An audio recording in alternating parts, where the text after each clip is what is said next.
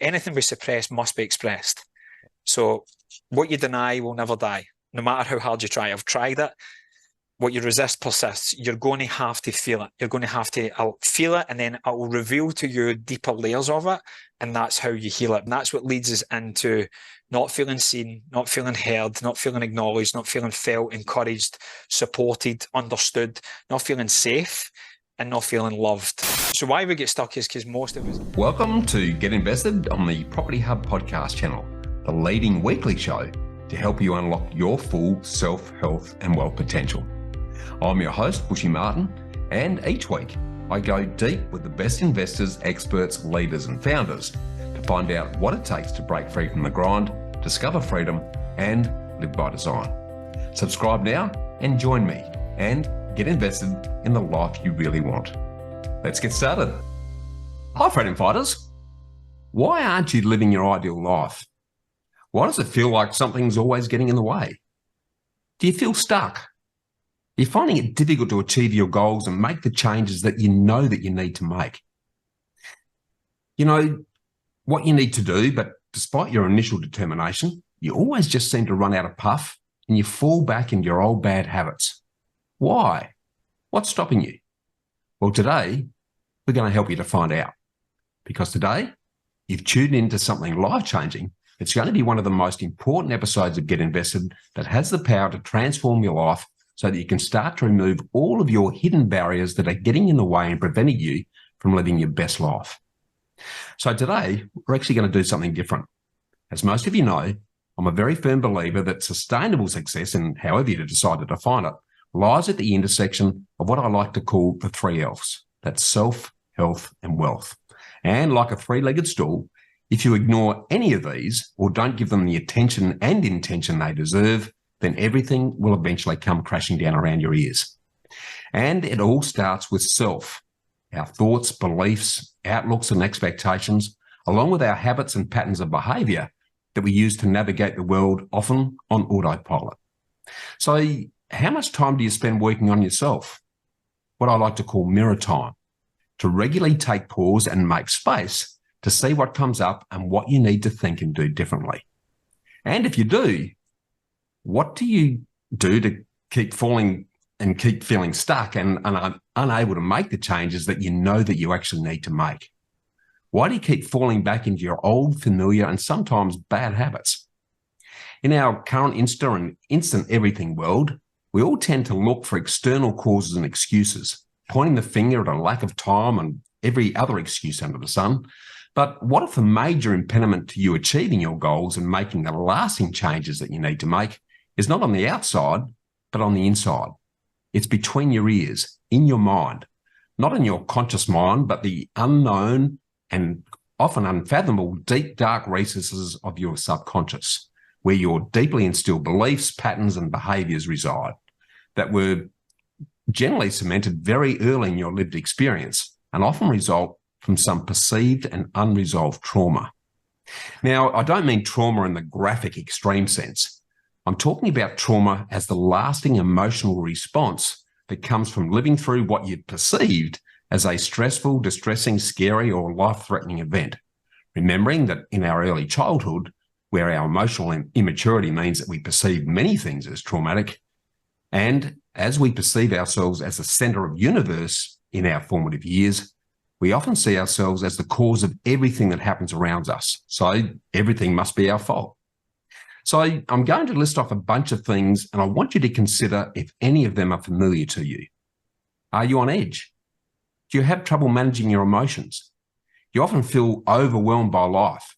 Do you snap easily, or you get super frustrated about stupid, insignificant things? Or you're constantly taking things critically and too personally. Or maybe it's the opposite. You don't explode, you just shut down. You feel unseen, unacknowledged, you feel taken advantage of or left out. And you feel like your needs just don't matter and you've got big problems asking for what you actually do need.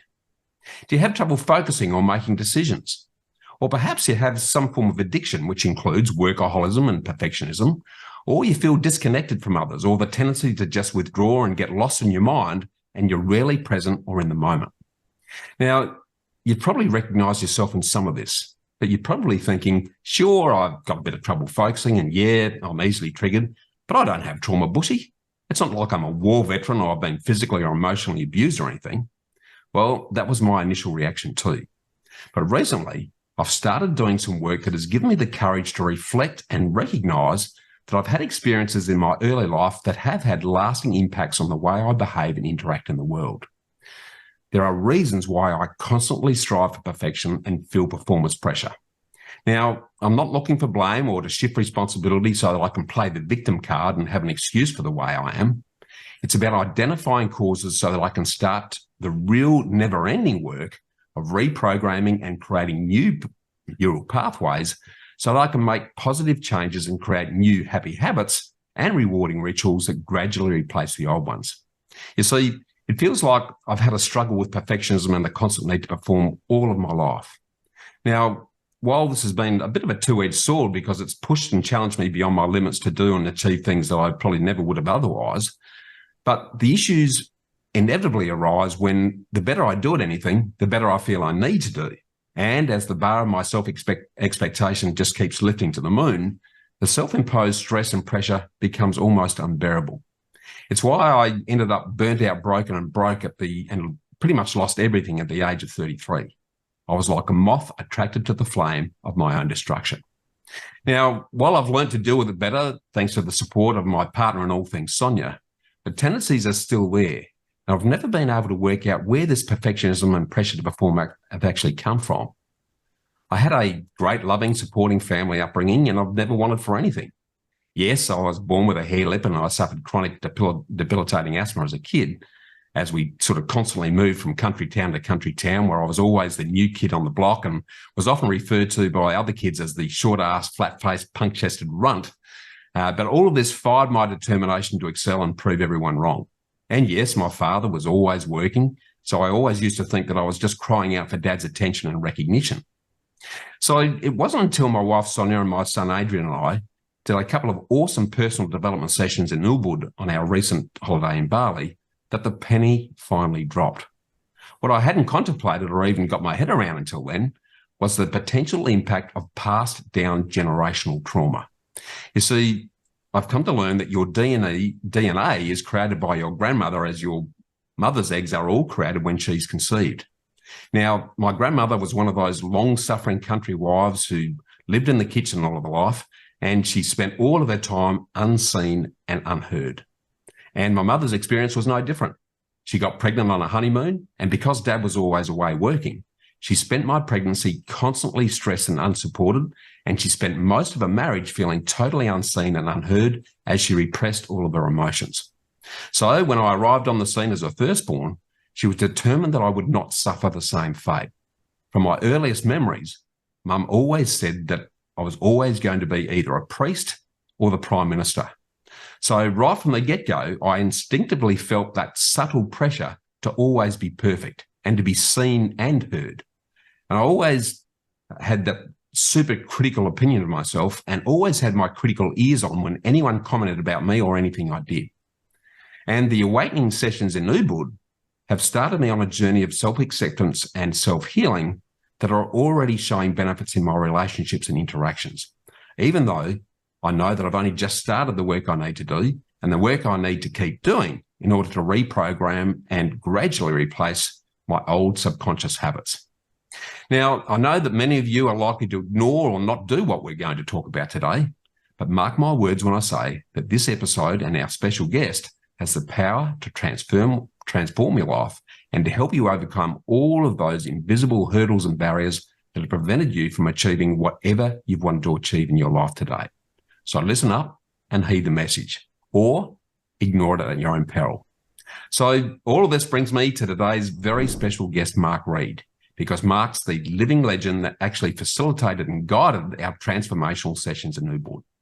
Mark's the founder of Trysted Soul Healing, where he specialises in healing generational and inner child trauma through his purpose-driven trauma method.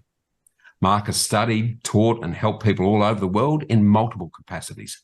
And from his Bali base, he now serves clients all over the world and helps you to heal your past, to break the trauma cycle so that you can enjoy the safe, loving and connected family that you've always dreamed of and live your best life. So I'm really excited to have Mark Reid on the podcast. So welcome, and let's get invested, bro. Thank you, brother. Humbled by your words. Thank you. Mate, really am excited to have a deep dive conversation today. Our whole family really enjoyed the time that we spent with you in Bali. And I've got to be honest, I came with pretty low expectations, given the sort of woo-woo that's often associated with some of the stuff that happens up there in the hills in Bali. But having spent the time, mate, it's been really transformational, and very excited to spread your message to others that are likely to be experiencing similar things, mate. So to sort of kick things off, Mark, the question I always like to ask people is, what do you do differently? And more importantly, mate, why do you do what you do? Cool. So first question, why is it different? I've spent many years, like most people, Bushy bro, where it's just desperately seeking something outside of self. I've done every kind of healing modality that you could ever think of. And for the vast majority of us, that we don't know what we don't know. I never knew how unsafe I felt in my body, but my nervous system did, and my brain did. So automatically goes into protection mode. And if the body doesn't feel safe, then we live up here. And it's the kind of default for all of us as men. Aussie resident, as you know, still got my PR, but grew up in Scotland. So that kind of Western man, hairy-assed, strong, stoic, we don't talk about our feelings kind of thing. That was very much me. Yeah. I'm actually very much a sensitive little soul. So I had this pull to explore the woo-woo, if you like. I felt differently. I never felt as if I fitted in, but I was going through all the traditional methods and nothing was really working, mate. I would have periodic moments of peace, but then it would go straight back into the war, and it would just keep changing. It was just this never-ending, like the movies when you just get through one door and you're just in another room. It just kind of looks different. So for the majority of us, where it shows up is in an intimate relationships. Yeah. And I know I don't want to jump stories here, but that was the kind of catalyst for me to go, something needs to be different here. I'm running out of people to blame, because she's just her with brown hair. She's just her with slightly bigger boobs. She's her with blue eyes. She's her with a different shape behind. She was into this, but they're kind of all the same person. Oh, yeah, that's right. Of course they are, because you've not done anything different. So I started to go into deeper, kind of more realms of consciousness. Started studying under, directly under like John D. Martini, Dr. Joe Dispenza, things like that. And that all started to make sense for me. But Dr. Joe was kind of the bridge into the woo-woo for me, because he had enough personality. Because I'm like you, like, if it's too woo-woo, like, nah, I'm out. But he had a way of making it, like, it really healed a lot of religious wounds for me, where that stuff now made sense. But the big thing for me was when I found out that trauma exists in the body and not here, shifted everything. So they're just some of my teachers. And like any good idea, we think it's a novel idea. It's usually a recycled version of someone else's. So I've took the good parts of all the amazing teachers that I've had from the cognitive, I'm not saying I'm plagiarizing here, but the best parts I'm a DJ, so I remixed things into my own. But because the more I cleared up myself, you have a greater connection to all that is, and you start getting downloads and deeper visions and, oh, what about that? So started to put it all together. So why we're different is, in essence, we make the spirituality practical and tangible, so that people can go, oh, rather than having to chase a plant medicine journey or come to Ubud or go and sit in a rock in the middle of Sedona or climb the Himalayas or go to Big Tony Robbins and you walk fire. And I've done the vast majority of these things. Whoa, yeah! And 2 weeks later, it's, and back down we come. Nothing changes because nothing has actually got beyond. So we need to know, like, elements of neuroscience, elements of psychology, but somatic work as well, energetic work, knowing that we are not our thoughts, we're not our feelings, we're not our body. So the program that I've created combines all of it in a very clear step by step that you just, right, don't get overwhelmed at that, just do this here and then this. And it naturally just takes care of itself. So many years of study, but to be honest with you, I've avoided saying this because I know you're going to go into more depth of it.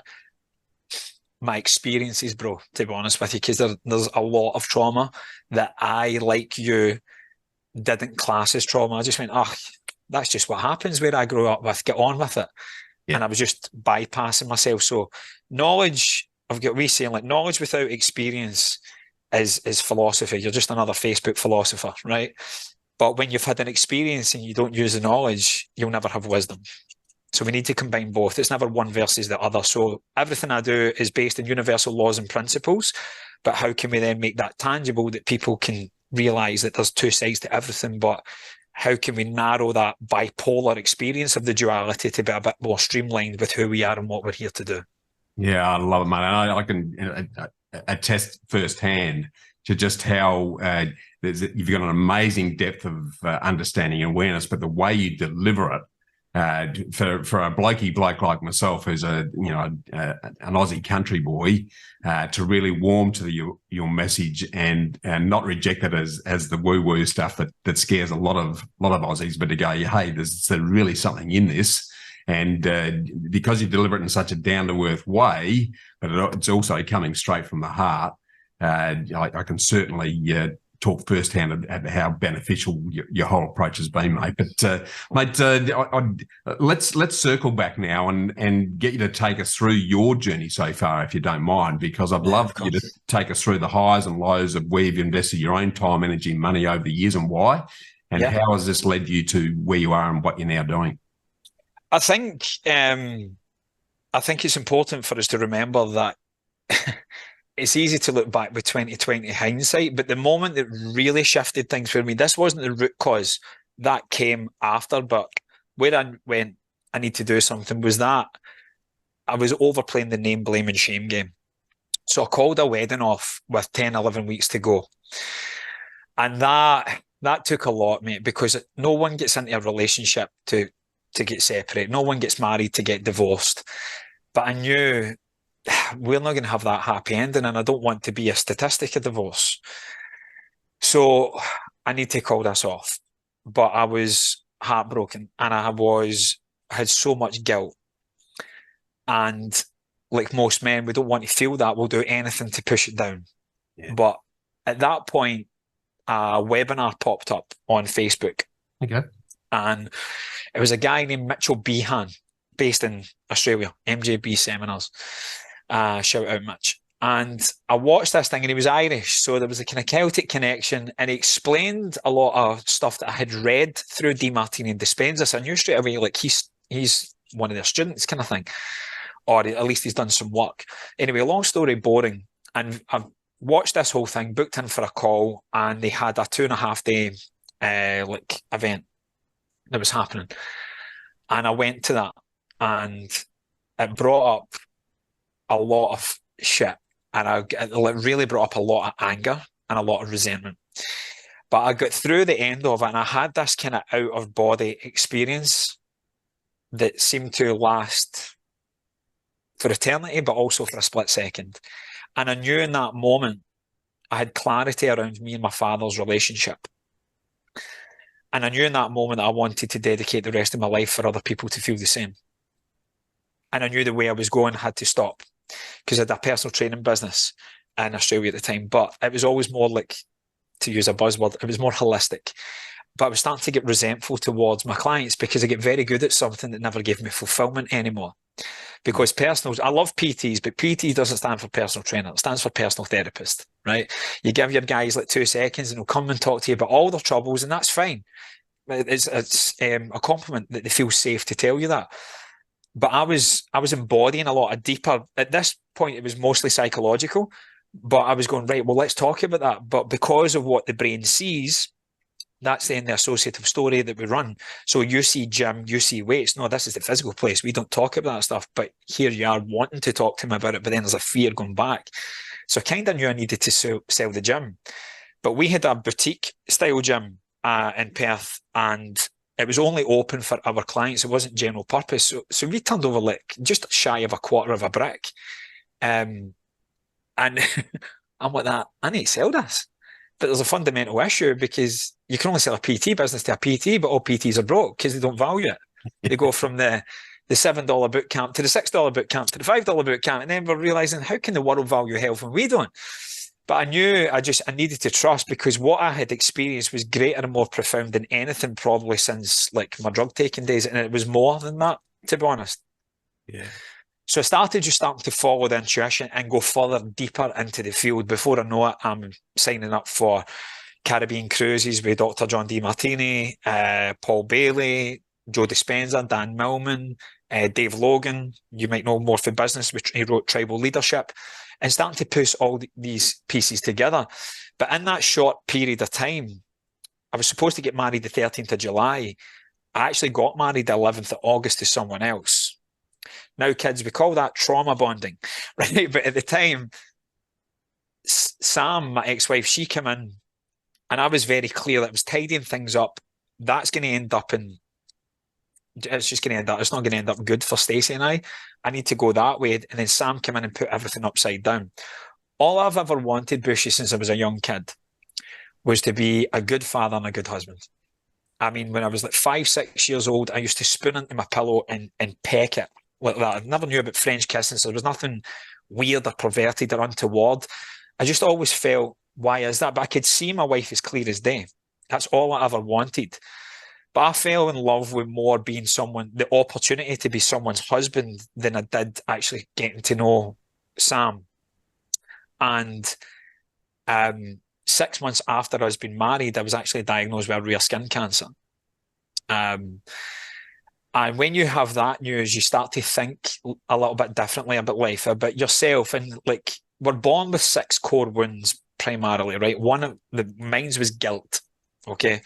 So a lot of things that I do, I've always been dancing between angry and guilty as growing up in Scotland, which we'll get to as well. Yeah.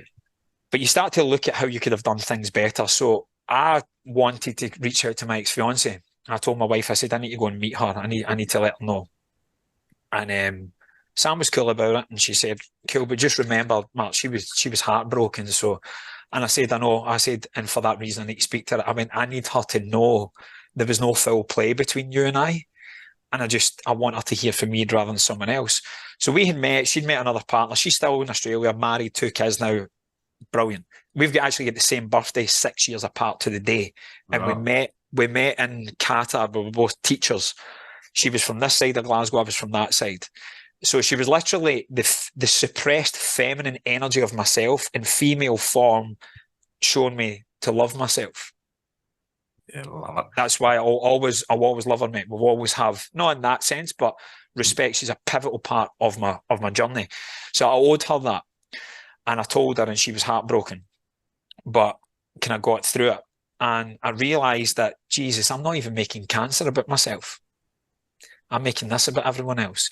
So it was slap banging my solar plexus. So for any of the woo-woo audience, that's the seat of the ego. That's our own self-identity. But my whole life, I've grown up not knowing who the hell I am, because it was to perform for my father and to perform for my mother. More like socially, or being a good boy, and as long as I'm okay, then she's okay. I'm like, whoa, there's pressure to perform. But then I get love from my dad if I played well at football, or if I was good academically. He was a teacher as well. He was a principal. So I subconsciously followed him, even though I hated school, to go, hey, Dad, I'm just like you. Do you love me yet? Funny when you can look back, but in the time, you don't know what you don't know. So I was realising that I was perpetuating this thing, because my first thought wasn't, oh my God, I've got cancer. It was, how can I do this to my wife that I'm just married 6 months with? And oh my God, how am I going to tell my mother, our firstborn only son, the other side of the world, has got cancer? So I kind of just laughed and went, fucking hell, mate, any chance you can actually make this about you? So I didn't fake it to make it, but I did start to live with someone that never had cancer. I was blessed to have a lot of people within the health and wellness industry that was in Perth that I could call upon. But I started really following my intuition. And I don't have a problem eating meat. I eat meat sporadically when my body tells it to do, but I cut that out at that point. Had no toxic chemicals in the household, changed a multitude of different things, right? A lot of people say, what did you do? And I go, everything. But the big thing was I was embodying Dr. Joe's work. I was doing a lot of meditation to really bring it into the here and now and get clear that the future me wasn't trying to heal cancer, because that's I'm giving cancer energy. Yeah. Right. Yeah. I was actually seeing the healed version of me that was just healed. Yeah. There was nothing to heal. I was just optimized. And then I was coming back into this and actually taking steps in alignment with that. And I was living my life as the future self now. So 12 weeks later, they couldn't find any. So I refused surgery. They did a biopsy originally, but they wanted to cut me all the way right round. Right. So just disclaimer, because another part of my story was I shared my story and I get called a sociopath, a charlatan.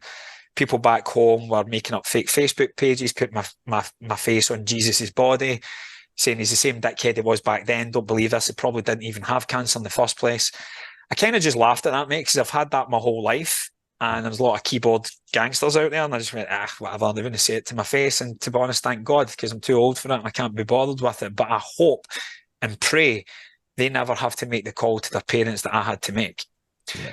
And also tell them, oh, by the way, I'm not listening to the specialists. Because my voice, Bushy, was screaming at me. I knew at some point, very early on, there's a reason for this. This isn't trying to hurt me. This is trying to wake me the fuck up that I've been going the wrong direction for so long. Yeah. And you're not listening to me. So can I just give you one right in the liver, right, and smash you right in the kidneys or whatever? Just for me, it was the solar plexus. Can I get your attention to say, bro, it ain't working? It looks as if it is. The mask you're wearing to social media and all your clients. But I really had to get clear with that. So that was me then really going into the body and having to really love my body, mate, and give that TLC. That's led to a multitude of different stuff. Energy healing, qualifications, studying under people who've done plant medicine here and there. Not too often, mate. I don't feel a need to, because the meditations I've had have took me to that same place. And to be honest, it healed that wounded inner child in me, realizing, holy shit, everything I've ever needed is within me. I don't need plant medicine. And another thing as well, mate, is that the way it's even described now to a lot of people, it's like 20 years of therapy in one hit. Be careful with that, because if you've not done the shadow work in this realm, you ain't going to like what's going to come down from up there. So it's kind of like emotional bypassing or spiritual bypassing. People are looking for the quick fix. You've heard me say it in a child. A lot of people come to Bali looking to find themselves, and all they've done is swap their Coke addiction for a cacao addiction. Like, none of it is in the middle, and it's not a judgment, but I see it as an observation, and I get it. So I've kind of done everything but on that path. But cancer was the thing. The calling off the engagement was the thing that made me start to take radical ownership and say, stop blaming people. That doesn't mean make yourself a surrogate. Can you forgive yourself? What is it you actually need to forgive? What's deeper? What's underneath the root? So there was a lot of wounds surrounding the mother wound and the father wound and things that come up. So a lot of things from Dispenza, which is kind of out there, quantum mechanics and how can you bring it in. But as much as I love Dr. Joe, I see a lot of people chasing him all over the world as well. There's the same, I've now got a Dr. Joe addiction. I'm only healing if I'm in the quantum field with Dr. Joe. Now, you can do that anytime you like. Yeah. But you've signed up as a soul, as a human. So all these experiences are just woo-woo spiritual techno babble if you don't on the daily live in alignment with how you think, how you act, and how you feel. That's the work. That's the hard work. So eventually you're going to run out of modalities and you're going to have to feel. Because if everything is all love, so is the shadow aspects that you don't like about yourself. And that's why they're getting louder, because it's like a screaming child in the corner saying, give me pick me up, soothe me. You don't need to take it on as fact. Just give it attention. That's how I was able to eventually heal my anxiety attacks. It was actually just to sit in the anxiety and actually just give it up and just say, look, and I used to have these chronic over the years, and just say, this is it. I'm on the way out here. And of course, because I actually just felt it, you get brought to your knees, feeling my eyes just now. You get brought back and there's something that always holds you if you've got the vulnerability to be held. So anxiety was one of my greatest gifts to kind of show, like, it's a compounded fear from childhood that's just stacked, and it's shown up as cancer. It's shown up as failed engagements. It's shown up as Lyme's disease. It's showed up as now divorced. It's showed up as getting in trouble with the police, drugs addiction, sex addiction, alcohol addiction, the cancel culture, PTSD, the depression, the suicidal tendencies, that all of the above. All of it was just coming from an inner child's needs that had never been met. But to answer your question, mate, that was really, the engagement was the one that I chose to go there. But looking at how things that really affected me in terms of my behavior, that the anger or resentment guilt paradox kind of came from being bullied at school, for ironically sticking up for my friend who was being bullied. And I went from hero to zero overnight. But all that did was kind of perpetuate the loner that was within. And then I went back again and realised I've always felt different. I've always felt kind of alone. I've always felt that people just don't quite get it. And I've always felt the need to, like you said, be perfectionist. And of course, you just try harder and harder and harder, and it actually just alienates you from more and more. So actually, one of the worst things we could be is whatever our version of perfect is, because it makes us have nothing in common with the rest of us that are perfect messes. So there's the irony. So, but that was the turning point for me, mate, was the engagement being called off. Yeah, look, through all of that, and you know, with what you've just shared with us, there's certainly been some trials and tribulations, and clearly a lot of introspection in terms of looking at what really works and embracing, as you say, a whole bunch of modalities. Out of all of that, I always like to come back to, you know, what did you discover about your core values and the things that are most valuable to you in your life, and how does this now inform your picture of what your life vision and your why is? Beautiful question, mate. I think it's so important. I think if anyone gets anything from this, get what I'm about to say. The biggest voids in your life as a child are your biggest values as an adult. Meaning the things that you perceive was most missing is the thing that you're inspired to go and spontaneously work towards. Also, the things that you valued as a child, you might still value. But values can be quite chronological. And when I talk about values, I talk more from like an axiological point of view, more like what drives human behavior, what's valuable to you. And like, if we took all that away from you, you would have no idea who the hell you are, because it's all the stuff that gives you joy. It's greater than just fleeting happiness or sadness. It's peace, it's freedom, it's fulfillment, it's all of the above. Yeah. So for me, that loneliness created a void of connection. So as a human who tries to be conscious, my highest value is connection, but that is quite broad. That's connection to amazing people like yourself, connection to myself, connection to the land, the crazy Bali dogs that just run up to me in the street. That's another sign of healing, by the way. The more animals you kind of call in, the land, the people, our intimate partnerships, our friendships, our business. So your highest value is your vision for life. So we'll go deeper into it, mate, but if you could sum it up in 2 words, what I want to do, I want to reconnect families. Yeah.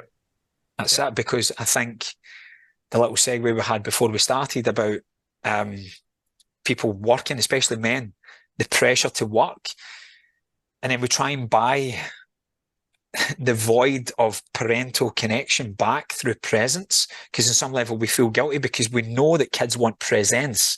They want us there. They don't care what you buy us. They don't want gifts. You're the gift. You're the prize. But if the little boy inside the conscious adult male has never felt worthy and doesn't feel like the prize, they're going to spend their life living by social values, which is what is it, or maybe I should do that. I have to, I need to, I must. These are actually lower vibration and potentially disease-causing language, because it's not coming from inspiration, it's coming from desperation. I have to do that or else. Yeah.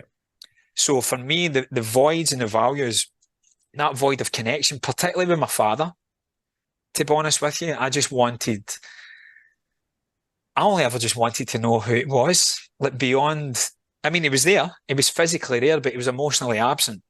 And he was very shut down, and communication was one or two things. Well, that's not true. There was 3 things. There was a lot of fun and love and things there as well, but it was overshadowed by the daily stuff. It was either dad was very like sulky. He would shut down. He'd be quite passive aggressive and just go very inward, very silent. Whereas my mum would scream and shout to be heard. So I learned I've either got to be louder to get my voice across, or maybe if I just sulk enough, someone will ask me what's wrong. And I'm like, that's not the way to go. So I wanted to communicate with my dad. Like, what does it mean to be a dad? Be a man? Like, what's your trials and tribulation? What have you been through? What do you love, Dad, beyond the Beatles, being a teacher, Glasgow Celtic, and golf? Like, what do you think about? What goes on? Because I get hyper addicted to my dad's praise, so much so that I could not handle the opposite. So when I played good at football, especially, anybody in the street, people that he never knew, he would rip it. Oh, the wee man was brilliant today. A wee no look reverse pass into the defence. Oh, genius! You can't teach that. If I had a bad game, Bushy literally wouldn't speak to me for 3 weeks. He would walk past me, look me up and down, shake his head. So everything went, I need to do more. And it went from play to performing. And honestly, I resented him for it. Well, you'd start to hate the game too, wouldn't you? You'd resent him, but start hating soccer. It'd be something that there's no joy in what you just shared there. No, but I was so scared to put a foot wrong because it wasn't about winning the game anymore. It was about receiving my dad's love. So it was too much pressure. If I don't play well, I'm not worthy of love. So what happens with our voids, they compound and they create what's known as your DDT. That's what I call it. It's like the old wrestling.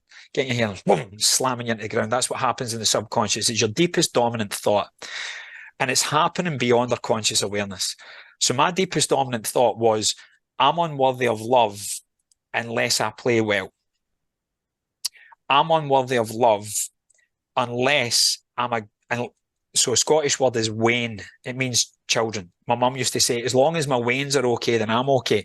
And I knew very early on I was very sensitive to everything. I wasn't okay. But in that moment, I went, oh shit, I better be okay all the time because I don't want my mum to hurt. So I felt very responsible for her nervous system and my dad's. Because if I played well, he felt good.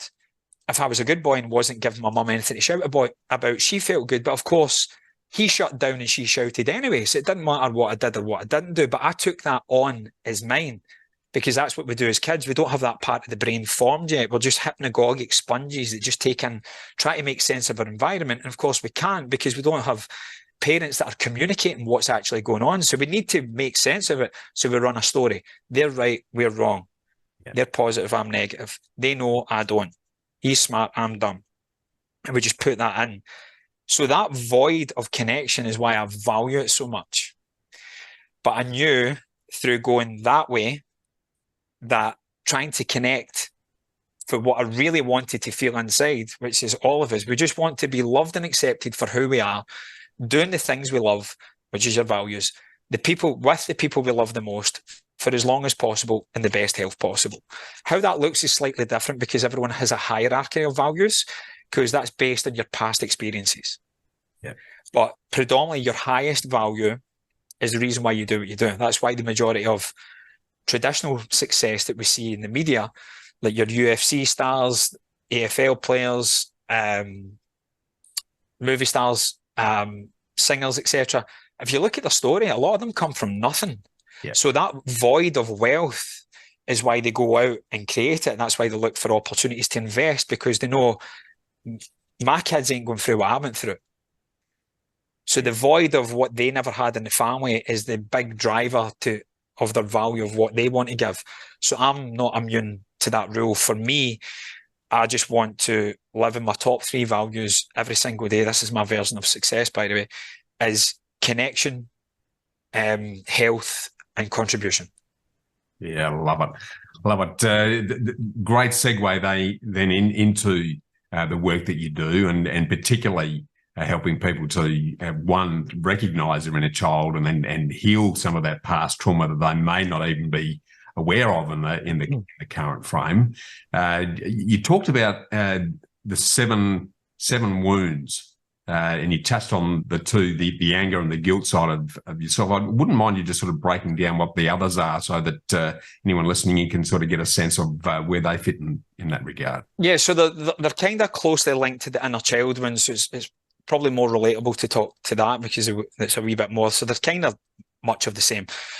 So we have abandonment, rejection, neglect, injustice or betrayal, trust, and guilt. They're the kind of 6 predominant ones. Yep. Now, there's a guy, breathwork is quite popular just now, and holotropic breathwork was discovered by a guy called Stanislav Grof. Yeah. And Stanislav Grof also talks about, he's got a thing called the 4 perinatal matrices. So it's the 4 stages between mum being pregnant and the child being born. And it's quite a heavy read, but it's worth a read. And it talks about, like, from a soul level, when we're coming from all that is good, right? We're beyond the duality of night, dark, all the stuff we need to navigate as a human every day. We're just pure bliss. We're pure unconditional love. So it's kind of the first abandonment wound we have is like we feel we're being expelled from the heavens.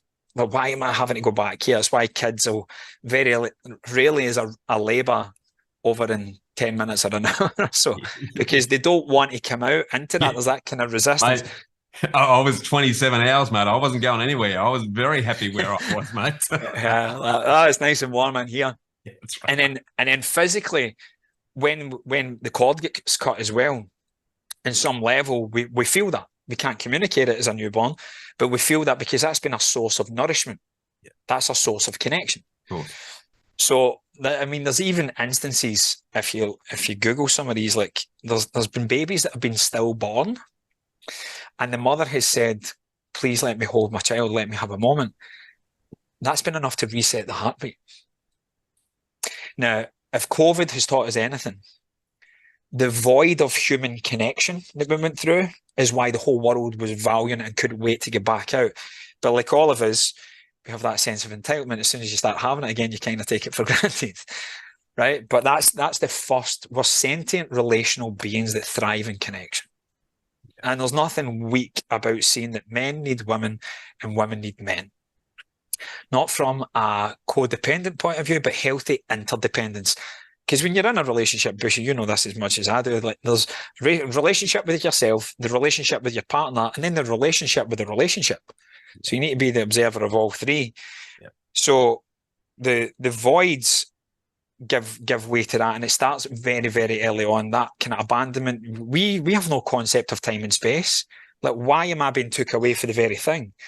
And then it could be something as simple, and this will lead into like why all of us have trauma. So we've already got that at the kind of spiritual planes, and now we've got it on the physical vessel.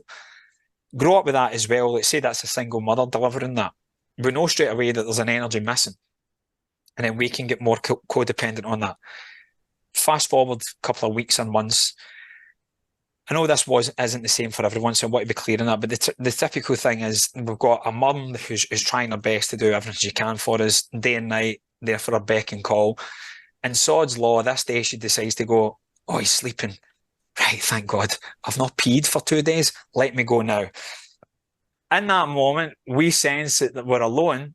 We put our eyes open. We can't move our head or anything yet. All we can see is ceiling. And oh my God, where is it? I'm coming. So that moment, we can't measure it, but that may have had an impact in your DNA and your energetic bodies. Oh my God, like I'm all alone. Or, I don't know, someone breaks into the house, maybe when you're only 2-3 years old, but all these things go in.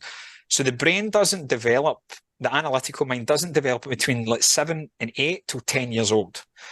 So when mum and dad are going through their stuff, we take that on as ours. One, to try and make sense of it because we can't rationalize it. And two, because chronologically we've came from closer to the all that is. When mum and dad are suffering, we just want to take the pain away because we're more of that unconditional love. Now, all humans have conditional love. All of us. Right? And that creates a lot of confusion for people as well. We're going, how can mom say, like, I love you unconditionally, but as soon as I don't do something that's in alignment with what you expect, you slam me mentally, emotionally, verbally, or physically in most cases. So my mum would scream and shout, but she was quick with her hands with me as well. And then it became like a pattern. And I'm not blaming my mum for it. I don't blame anyone for anything in my life. But through the bullying and things, when I got to like 19, 20 and out in the street, I'd made the decision that no one would ever make me feel like that again. So I would go the other way. Yeah. And then my mum would go like, you're too quick with your hands. And I remember looking at her one day going like, really? Wonder why that is, mum.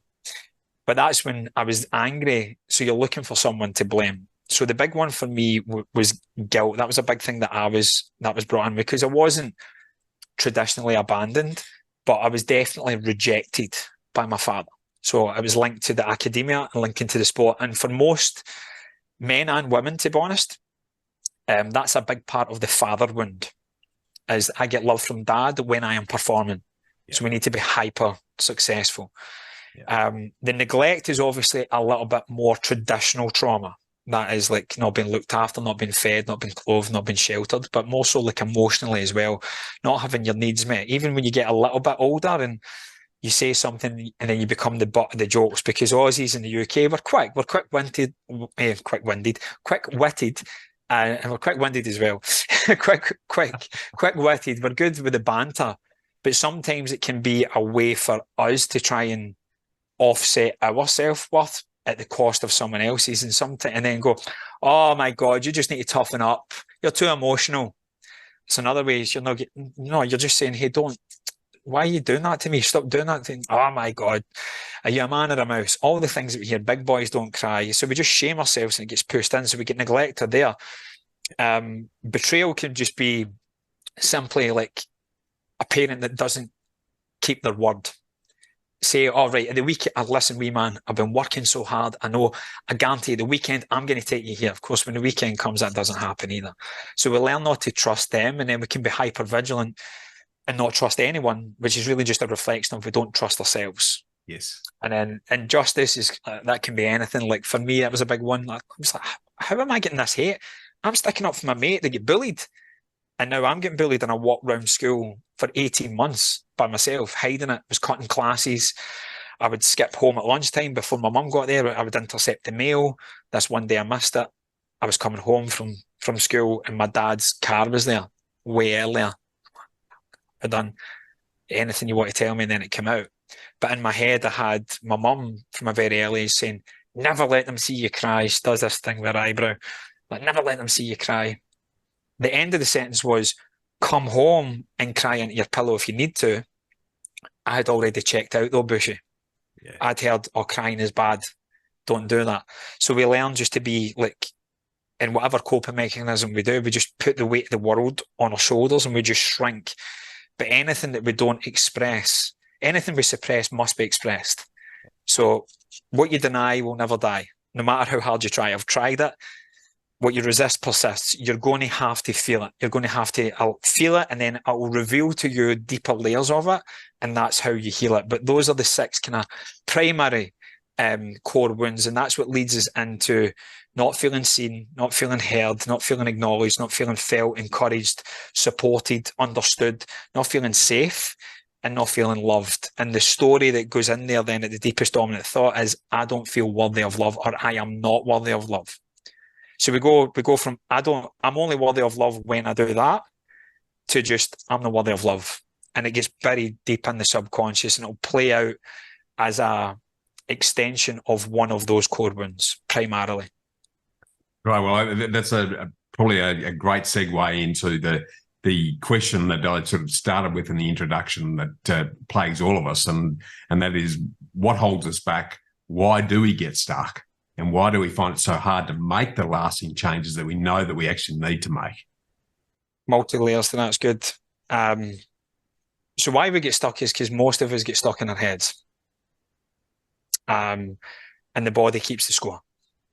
The body remembers what the mind forgets. So the body is the first protocol we need to do.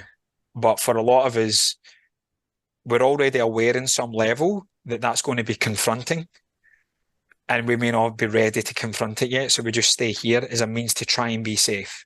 The ego runs wild. The ego is not a bad thing. It's just a thing. It's a protective mechanism.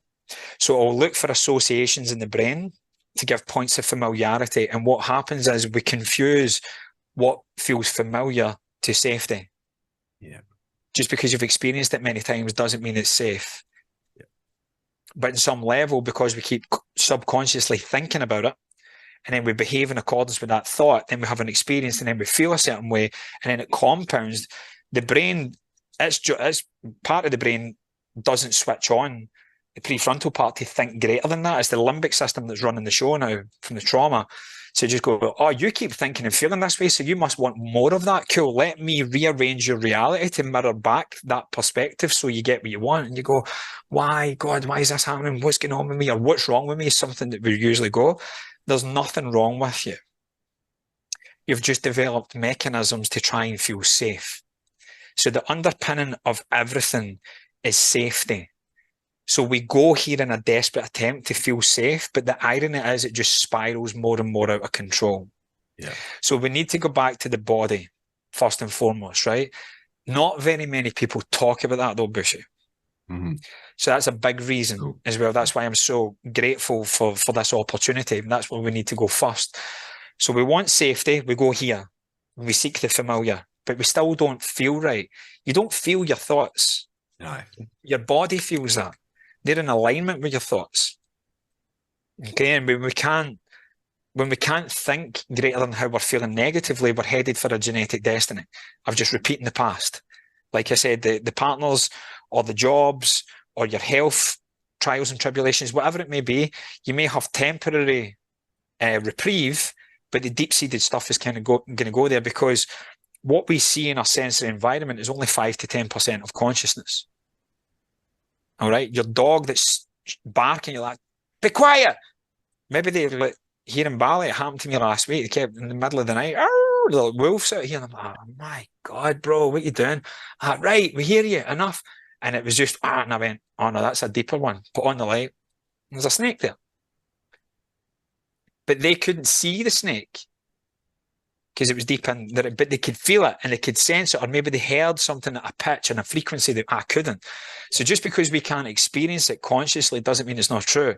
You can't listen to your podcast and someone else's at the same time. Well, maybe you can. That's a bad analogy, but you won't. and nor should you. It should only be bushes.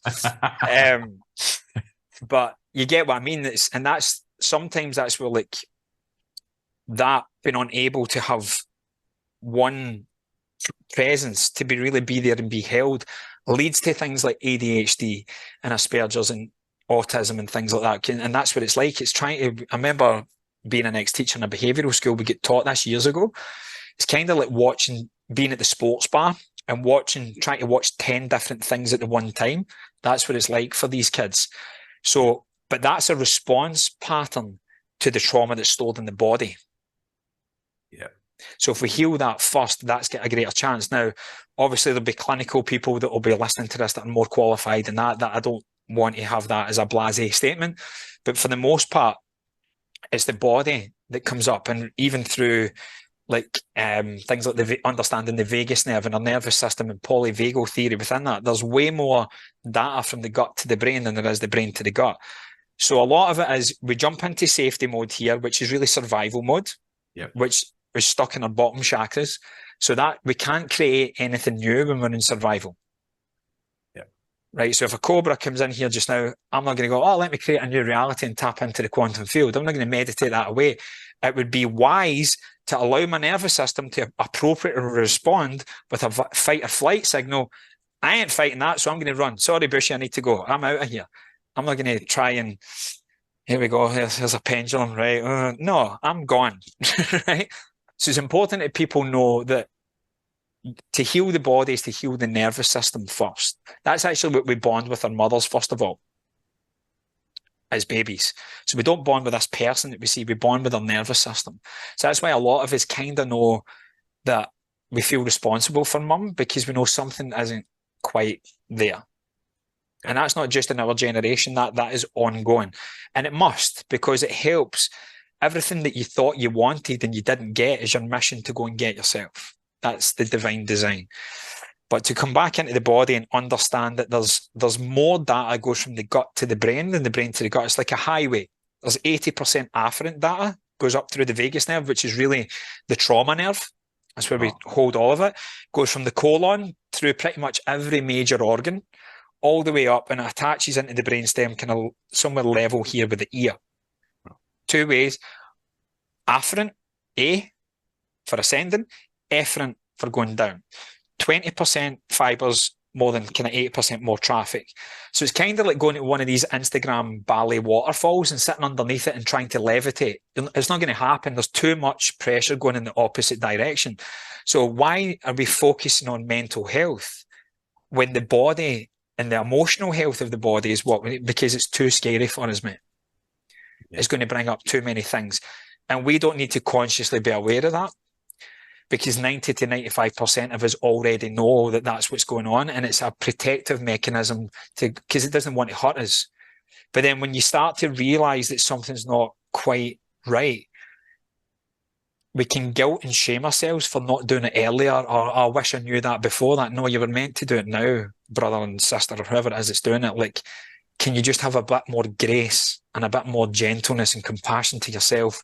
Because if you don't love all aspects of this, don't expect anyone else to. You're going to attract people that are going to trigger these parts of yourself, not to be a narcissist or gaslight you or hurt you or abuse you. That may how it's playing out. But like the cancer, for me, it'll only go to that depth if you keep trying to live a shallow existence.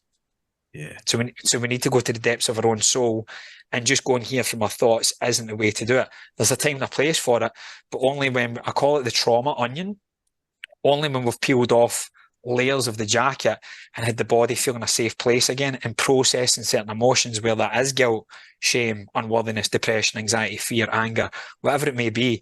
That's another question, answer to the question at the beginning, why we're different, because a lot of people do traditional timeline therapy, and it kind of drudges up every single thing in the past, but the brain doesn't compute time the way we do. It's a man-made structure for us to understand elements, okay? It just feels it in the now. So every time you go back to a past event, you're creating the same trauma responses. To me, we don't need to do that. So once we regulate the nervous system, we look at what emotions in the ladder of consciousness have come up most often for you, and how do we feel into them. Now, by all things connected, that emotion is going to play out at multiple different times. So if you neutralize the emotion, all the events that are attached to it also neutralize. Yeah. It's a quantum principle called entanglement. It's like a popcorn effect when you go there. So we may know a story of what happened to us, but maybe to protect that fear and that unsafety, we had to get angry just to kind of battle through life. And then, oh my God, I can't believe I did that. I'm such a bad person. Or I don't feel good about myself because I've done that thing, the action. That's guilt. Shame is, forget the action or inaction, I'm just a bad person. But I feel underneath all of it is unworthiness, because what we're saying is I'm unworthy of love, which is really you're unworthy of life, and there's nothing closer to death. So I went a bit of a rant there, but that's good. We don't know what we don't know, bro. Yeah. And the body has an innate wisdom. So just catch yourself if you go here for the familiarity and just go, oh, thank you, Brent. You're trying to protect me. I get it. But I'm going to go here. I'm going to go more into the body. And that's when you need to get someone that's qualified in this field and someone that's going to help you do it. Because we can go and walk in water, and we can do that if you want. We can go and walk in fire with Big Tony, go to Dr. Joe, all these amazing people that stand for something every day in humanity. But if it doesn't have lasting change because you're acting in alignment with the new you in the now, because you've done the shadow work. Dr. Joe doesn't talk about that. I don't think that's correct. Personally, I think you can't create a great future by avoiding your past. Yeah, I think you've got to face it. And to be honest with you, I think that's what we all need to do, because it's easy to just look at and pedestal. Oh my God, Dr. Joe's amazing. But if you're looking up to someone in time and space, it means you're below them. Eventually, you'll slam them, because no one likes feeling inferior. So that's the real reason why we don't change, because mum or dad we have here. Yeah. There's usually one or the other. We usually have a private reprimand for one, but we have a public praise for them. What's mum like? Mum's amazing. She's the salt of the earth. That. Like, do you really feel that? I'm not saying she's not, but for me, that's what I used to do, because in all the years of doing this work, I feel that the mother wound runs deeper with men than it does women. Certainly from the inner child point of view, maybe as women get older, because right, oh, when are you going to make me a gran, and all this pressure for that kind of stuff to perform comes out. But usually it's like daddy's little girl, mummy's boy, because we feel responsible for our mothers like that. Like, no, that's my mum. I'm gonna fight to the death for her. Whereas for females, that's the man that they trust. And if they don't have that, they run a fantasy of what it should be. And what happens is on energetic fields, mum and dad occupy time and space. This fantasy of what we wanted them to be rather than who they were, and seeing the divine gift of who they were and why they had to be that way. So we've got them here. So no conscious partner can ever get in because they're occupying time and space. So we either settle for unconscious partners, or when we go to get someone and we've got a chance to evolve beyond it, we sabotage it. Yeah. So you need to take mum and dad off the pedestal. And to do that is to allow yourself to feel the pain of what you didn't receive growing up.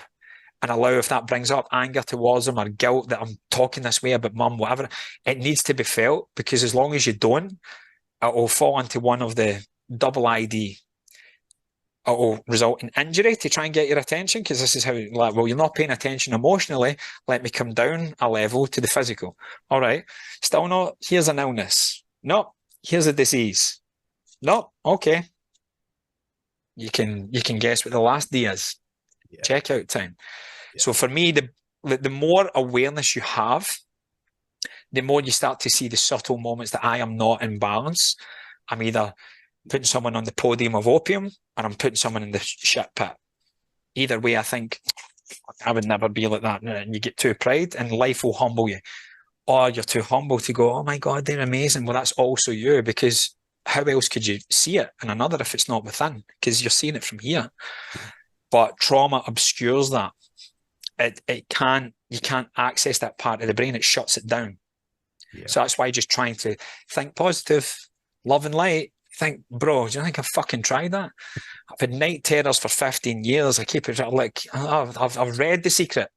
I've been doing the law of attraction. I've been doing manifesting. All these catchphrases.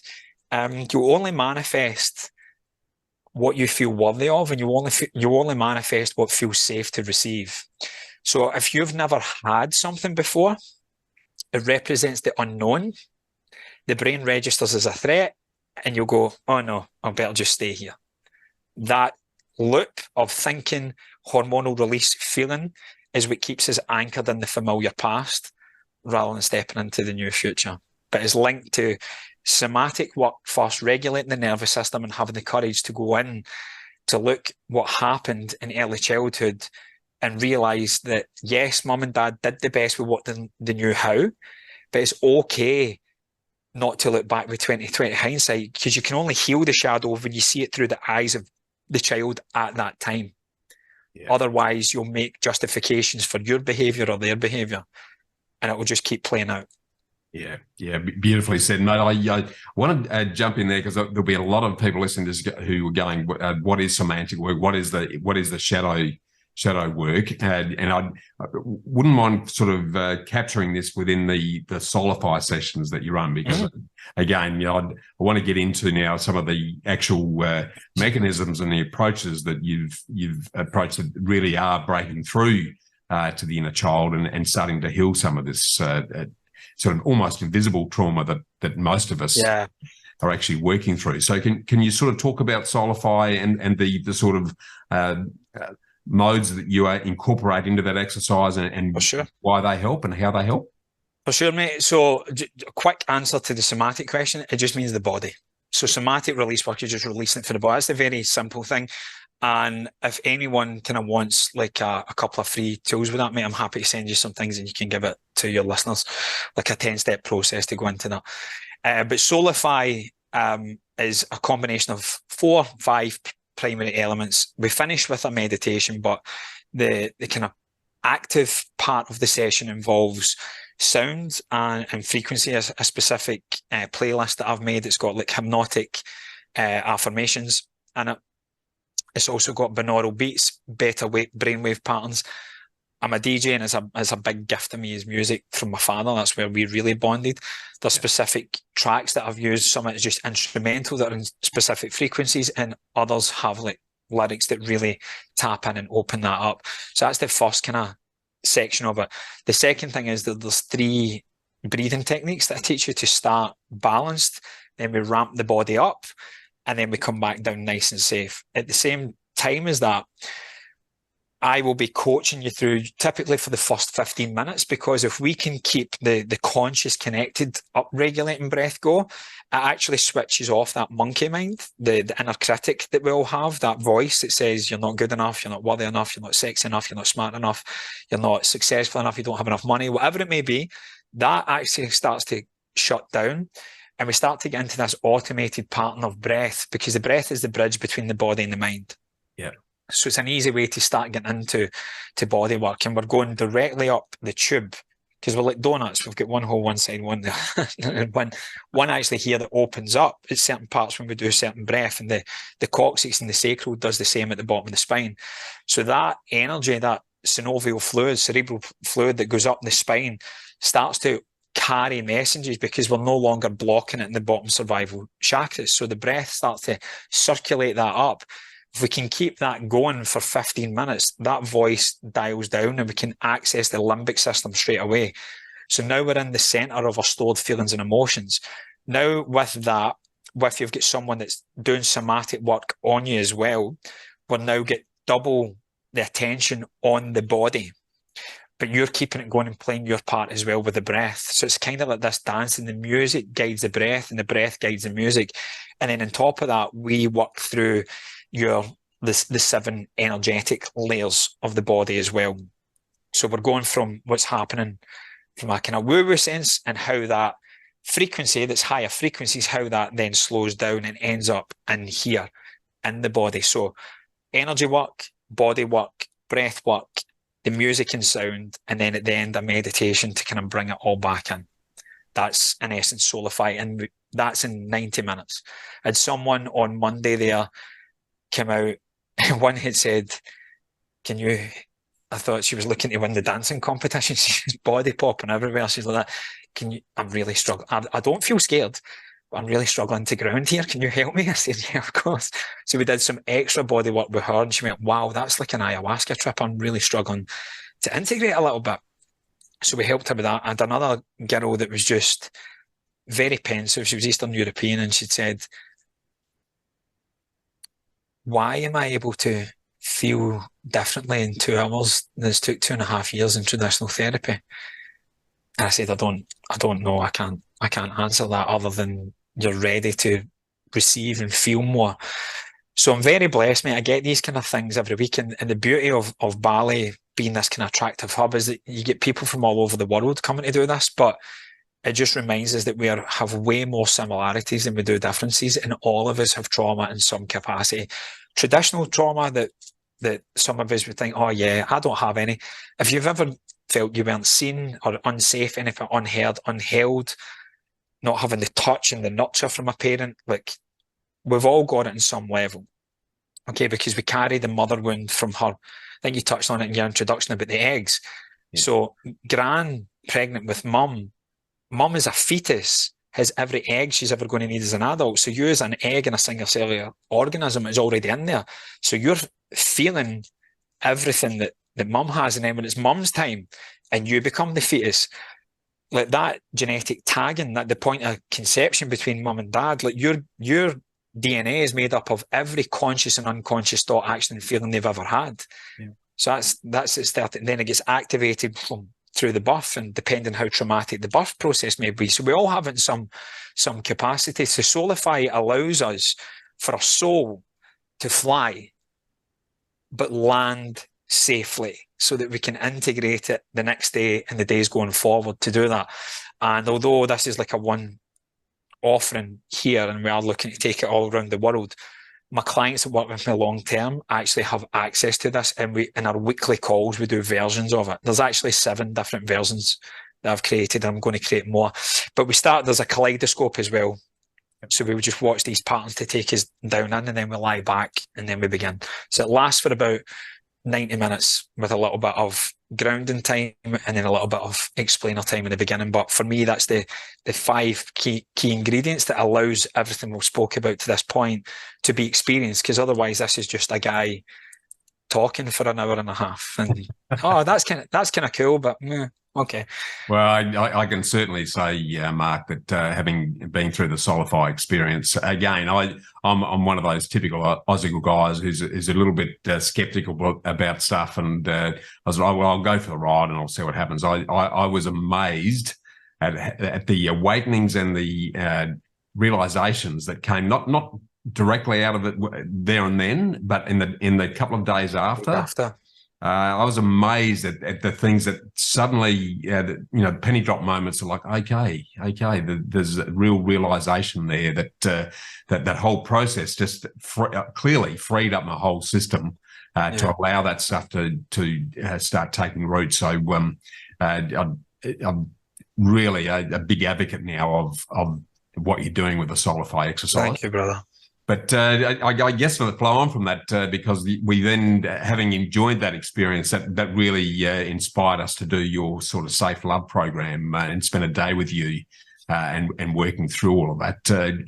Again, for those that are listening in, can you give us a bit of an overview of what that's about and how that operates and the benefits that come out of that program as well?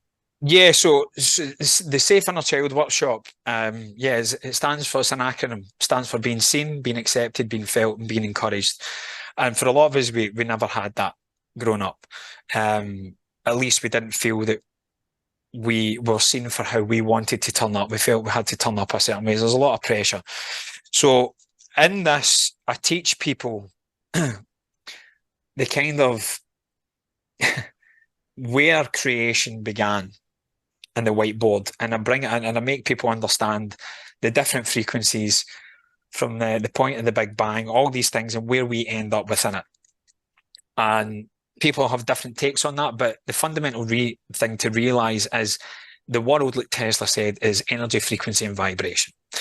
And whatever you can't manifest a new future that requires you to be on this frequency, if you're stuck down here, and beating yourself up is certainly not the answer either. It's just understand you've got trauma. So we really teach you what trauma is and what trauma is not. So trauma isn't what happened to you. It's the experience of what happened to you. It's how, in fact, it's the result of the experience of what happened to you, but also not only what happened to you, but also what didn't happen to you. So the needs that you needed as a kid that weren't met can have a traumatic imprint in the nervous system. So if that's still playing out in later life, there's trauma there that's stuck in the body. So we kind of dispel the myths of what trauma is and what trauma is not, and show people that the key to healing that is to start in the body, and realizing that within our body is a little, we're all little children in adult bodies. There's just that little part of us that has never been integrated. And the journey of healing is really, for me, is about reparenting ourselves, okay? And doing that with no guilt and shame towards mum and dad, but actually seeing why they were the way they were and how it was essential. And anything different is just you're not going to be you. Not from here, but a felt sense. That's what we do in our ongoing programs. But in this Inner Child Workshop, we teach you what the core wounds are. We go in deeper and show how they affect you in different aspects. We do the Inner Child meditation that allows you to meet your inner child. You then have access to that going forward. And we do, if you remember, the Be a Rock with Ears exercise, where you actually sit and listen to someone, and it helps you cultivate pure presence in your communication skills, because all relationships break down when there's no longer a synergy of values. That doesn't mean you have the exact same, because you can't. They're completely fingerprint specific. They may look the same. You may even label them as the same, but they'll look different based on your past experiences, because no two people have the same. But we need support and we need challenge. We need the yin and the yang in order to grow. That's why relationships are so difficult, because especially for people my age or a little bit younger, when it gets tough, we're quick to exit, we're quick to run away, or the opposite, we settle down, which just means come down in frequency. Yeah. We settle for less than we deserve. So I show how your inner child wounding is playing out in different areas of your life, and how we can then go about healing that going forward. And we use different regulating nervous system regulatory practices like the ice baths, the breath work, the meditation, the vagus nerve reset that we can do, and things like that, tapping into certain areas of the body. There's a multitude of different things there, but basically practical tools so that when you leave, we've got that there, and giving people a recording of the thing as well, because there will always be, I'm a great believer that there's always like one sentence, there's one thing in one ear at one time that just kind of changes the game for people. So we give it so that you've got the knowledge and the experience, so that when you're looking at that again, it's coming into your sensory pathways, it will take you back to that time. You go, oh shit, that's right. Or let me pull that out the locker. At least I've got something to do, because Bali's got a high turnover of people. So I'm like, listen, if I never see you again, I want to know that at least you've got something that's going to make you feel better in the moment. And if that then opens up more to go, there's more to this, or Soulify brings down what the block is, but you go, right, the question is, how do I do that? And this is a key component for the listeners, Bushy, that co-regulation comes before self-regulation, meaning we need each other. The days of the black sheep, particularly to the men that are listening here, the days, or particularly to the men, but the hyper boss babes, right? There's nothing wrong with loving your business ladies, but if it's coming from that, I need to go it alone to try and prove something, it's typically a father wound thing in there that you need to look at a little bit more. Yeah. Not always, but for the most part. If you're trying to prove something to someone, what about if it was not about trying to get them to understand, but just you understand yourself a little bit more and be a little bit more compassionate and loving there and going into that. But for a lot of us, we're always pushing until we can't push anymore. So the inner child, it's not about that. It's about pulling back a little bit, pulling back the veil and allowing ourselves to just, if we can calm the nervous system, what opens up is our values, giving ourselves permission to be more playful, to embody that inner child essence, to let that part of ourselves know that, hey, I've got you. I'm sorry that I get caught up in here and I've neglected you for a little bit, but it's just because I was trying to heal you, but I was trying to do it through action rather than just being and coming back in and just seeing that it's okay. We don't then want to have the child make all the decisions for us, because that's, kids do daft shit, right? But it's about making them feel safe. It's really is the foundation for everything. So because we've got something for the mind, the mental health, the emotional health, the physical health, but then we can get beyond it through the Soulify session within it, we've really got something for the 4 key domains of physicality, mental, emotional, spiritual to take away with. And because everyone has different needs, whatever resonates most with you is what you'll take away with it. I remember you processing the wee bit at the end, and I really, that meant the world to me, brother, because to see you there with your son and your partner, I was just like that. This is why I do what I do. Yeah, it was it's a very special day, mate. Not only for the process you took us through, but as a bonding exercise and something that the 3 of us are going to remember for the rest of our lives. It was a very what's the word, mate? Pivotal moment, actually. So I've got to thank you for the heart that you put into that whole exercise. It really has started all 3 of us on a journey of really looking at ourselves and sort of starting to heal some of those invisible wounds that quite often we're not even aware of. So I really want to thank you for sort of embracing us in that journey, mate. It's been absolutely awesome. And the reason why I was so keen to get you on the podcast today, because I just know how valuable what you do is, and how there's so many of us out there that could really benefit from the work that you're doing in that regard. But mate, I'm going to switch now into what I like to call the ambush series, which is just the quick questions that you get a blindfold and a cigarette on all the podcasts. So to kick straight into that, Mark, what's your favourite quote and why? It's one of my own. Is that okay? Yeah, absolutely. Yeah, I love it. When play becomes your purpose, performance becomes your product. That's pretty self-evident what that means. If we switch into the literary field for a moment, you're clearly a big reader or a big listener of other stuff. What's the top book that you'd recommend we read, and why in relation to this whole self-healing subject? Oh, God, that's a toughie. Sorry, it's a lightning round, right? Commit, Mark. The Way of the Peaceful Warrior is the first one that came in my head.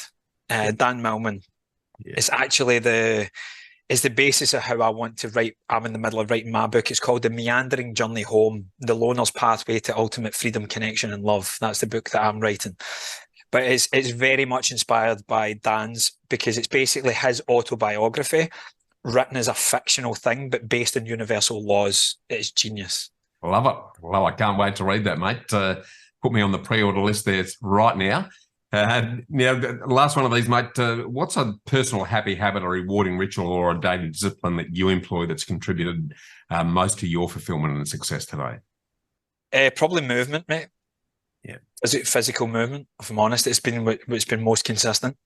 Yeah, you don't need to say any more than that. It's as a guy, I'm exactly the same. It's the days that I don't move that I get most grumpy and frustrated. So it's an absolute essential part of what we do.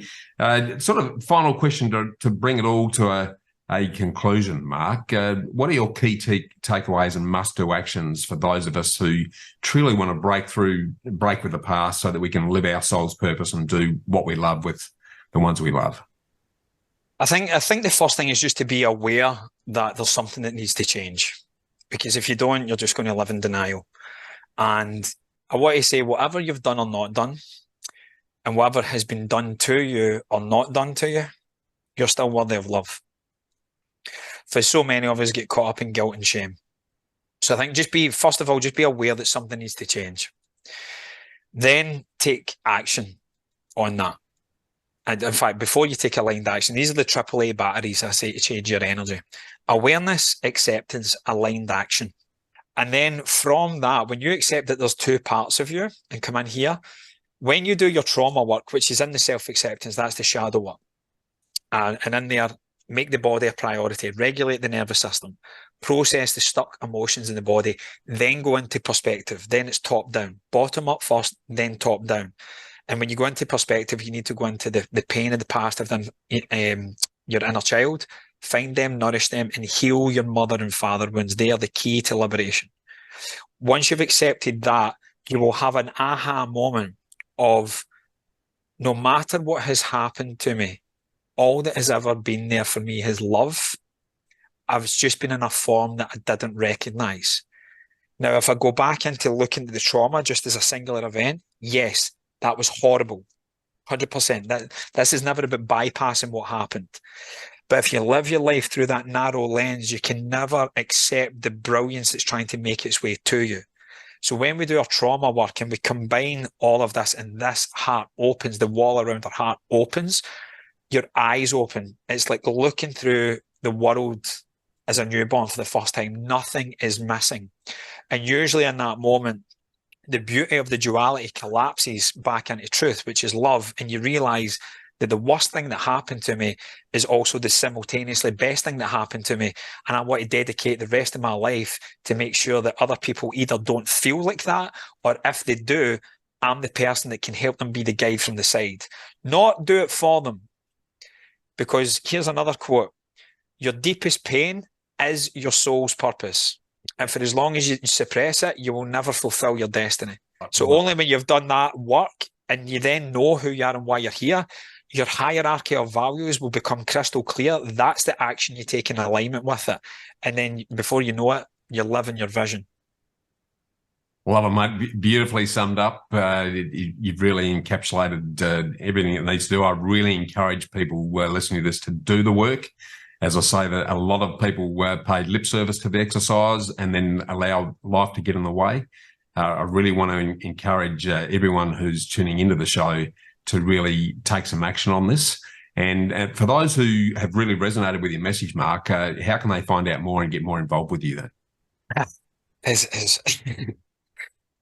modern as it is, it's a little bit, oh, really? But yeah, you'll get the quickest response, Instagram. I don't like being on it as much as I am, but I like the feel and I like being creative. So it's at Mark, M-A-R-K, Reid, R-E-I-D, Healing, Mark Reid Healing, all one word.